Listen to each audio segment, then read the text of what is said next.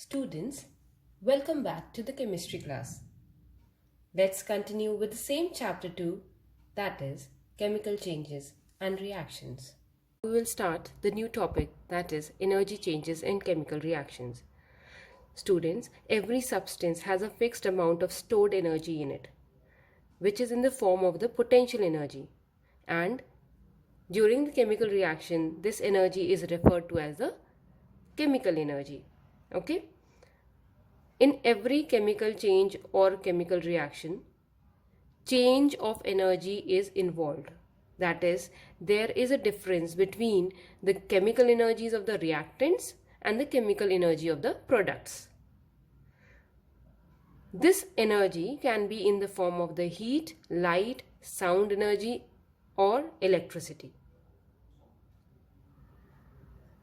So, depending on the energy released or absorbed, chemical changes, or you can say the chemical reactions, are of 4 types. Exothermic reactions, endothermic reactions, photochemical reactions, and the electrochemical reactions. Let us understand the first one, that is the exothermic reaction. This is also known as a thermochemical reaction. Okay, thermo means heat. Okay, so in this type of a reaction, heat energy is produced. The total energy content of the reactant is more than that of the products, and it will cause a rise in temperature. Let us understand with the help of the example. When carbon burns in oxygen, what is the product formed?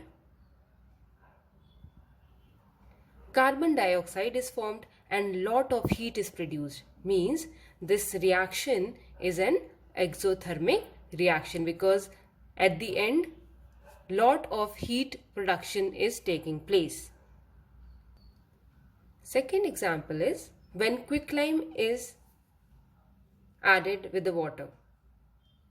Quicklime means calcium oxide. Can you tell me what is produced?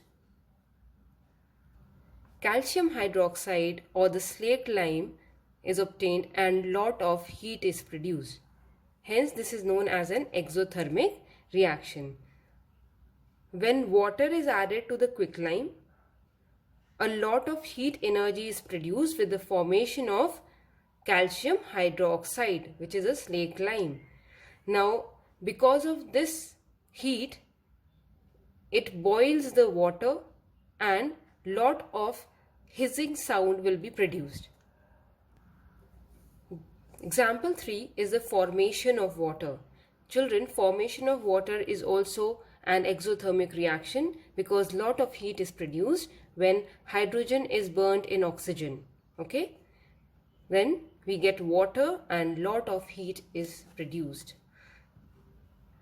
Example 4 for the exothermic reaction is combustion of the natural gas. Children, the combustion of the natural gas is an important source of energy for homes and industries. Natural gas is mainly methane. Okay? So, when it is burnt in the oxygen, when methane burns in the oxygen, then we get carbon dioxide, water vapor, and large amount of energy is released. Such type of substances which are releasing large amount of heat during the combustion reaction, they are known as fuels.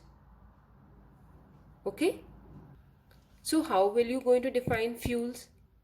Fuels are those substances which after burning, means reacting with the oxygen, they are releasing large amount of the energy. It is used for domestic and industrial processes. Example, we have methane, coal, petroleum, wood, etc. Let us take another example to understand the exothermic reaction. Example is of formation of ammonia. Students, do you remember how is ammonia formed? Look here, this is the formation for the ammonia. When nitrogen is heated with the hydrogen and temperature 450 degrees Celsius to 500 degrees Celsius is kept and pressure above 200 atmospheres, finely divided iron is taken and molybdenum is taken. Iron acts like a catalyst over here and molybdenum acting like a promoter. So this will be forming ammonia and lot of heat is produced. Hence, during the formation of ammonia, lot of heat production takes place. Hence, this is an example for an exothermic reaction. Look at this example, children. NaOH plus HCl giving NaCl, water and lot of heat. Can you name this reaction? Which type of reaction it is? This is neutralization reaction. So, neutralization reaction also produces a lot of heat. Hence, neutralization reaction is an exothermic reaction. Now check this another example. C6H12O6 plus 6O2 will give 6 CO2 plus 6 water molecules plus energy. Can you name this reaction? This is oxidation of glucose, which is releasing carbon dioxide, water and lot of energy is given. This reaction is known by a very special name, that is respiration. So respiration is also an exothermic reaction. As we all know, our bodies need the energy to do the work. So when we take the carbohydrates in rice, potato and bread, they are broken down into glucose, that is C6H12O6. Then the combustion of glucose with the oxygen takes place and the energy is produced. We need energy to stay alive and we get this energy with the food. Thus, we can say that respiration is also an example of the exothermic reaction. Okay, students? The other examples of the exothermic reaction are rusting, burning of the coal, petroleum, petrol, kerosene, cooking gas, etc. Let's start the second type of the reaction, that is the endothermic reaction. What do you understand by the term endothermic? Endothermic is when the heat is absorbed by the reactants. A chemical reaction in which heat is absorbed is known as endothermic reaction. Here the total energy content of product is more than that of the reactants. Means reactants are not having enough energy in them to carry forward the chemical reaction. So reactants require energy from some external source to make the reaction happen. Okay, thus we can say reactions cannot take place without the supply of energy from an external source. And endothermic reaction causes a fall in temperature. Now let us understand with the help of an example formation of carbon disulfide. How to write carbon disulfide? It is CS2 is the molecular formula of carbon disulfide. How is it formed? When carbon is heated with the sulfur at a very high temperature, then carbon disulfide is formed. And carbon disulfide will be in liquid state. Okay? Let's start with the second example. When nitrogen and oxygen are heated together to a temperature of about 3000 degrees Celsius. Which gas is formed? Can you all guess? Nitric oxide gas is formed. Okay, this is an endothermic reaction. Let's check the third example. Now this is you're heating calcium carbonate. So this is a decomposition reaction. Can you tell me the products? Calcium oxide is formed and carbon dioxide gas is evolved. So over here, when calcium carbonate is decomposed and the temperature is 1000 degrees Celsius, then we get calcium oxide and carbon dioxide. So these reactions are endothermic reactions. Let us understand the third type of the reaction, that is the photochemical reaction. Students, can you tell me what's the meaning of photo? Photo means light. Okay, so chemical reactions which are taking place due to the light energy. We can define it as it is a chemical reaction that occurs with the absorption of the light energy. Okay, the reactants, they absorb the light energy and then they produce the products. So first example is photosynthesis. Now this reaction is essential for the life on earth.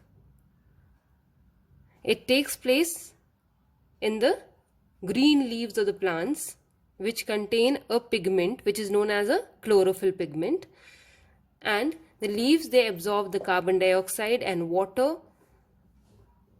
and sunlight. They produce glucose, water and oxygen gases released.